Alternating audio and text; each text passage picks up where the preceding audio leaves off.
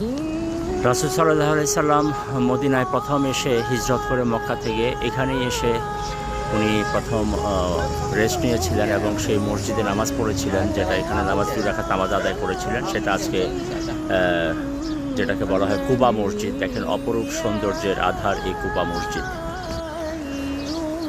কুবা মসজিদের এখানে এক্সটেনশন করা হয়েছে।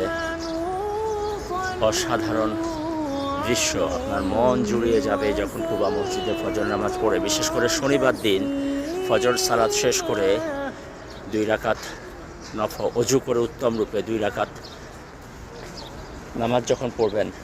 এই সুফি ভাই, ওই দেখেন খেজুর গাছের রস কাটে। হ্যাঁ, তো এই হচ্ছে সেই কুবা মসজিদ, যেখানে রাসূল সাল্লাল্লাহু আলাইহি সাল্লাম মদিনা শরীফে এসে প্রথম 2 রাকাত নামাজ আদায় করেন। এবং অসাধারণ কুবা মসজিদের যে সৌন্দর্য, একটি অসাধারণ সৌন্দর্য হচ্ছে কুবা মসজিদের চারপাশে।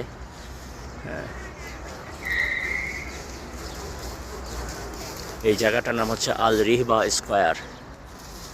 এবং এই কুবা মসজিদের সৌন্দর্য যদি আপনাকে মুগ্ধ না করে, আপনি দেখেন ইসলামের মদিনা শরীফের প্রথম নামাজ এখানে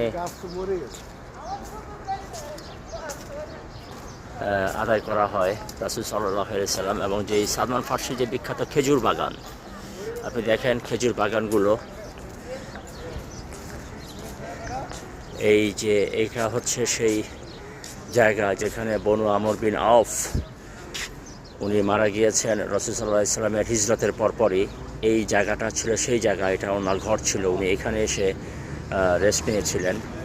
এবং আরেকটা হচ্ছে সেখানে, এবং ওই পাহাড়টাকে বলা হয় জাবালে নার।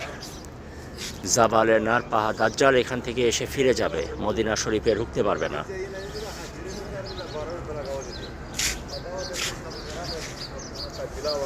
অসাধারণ সৌন্দর্য।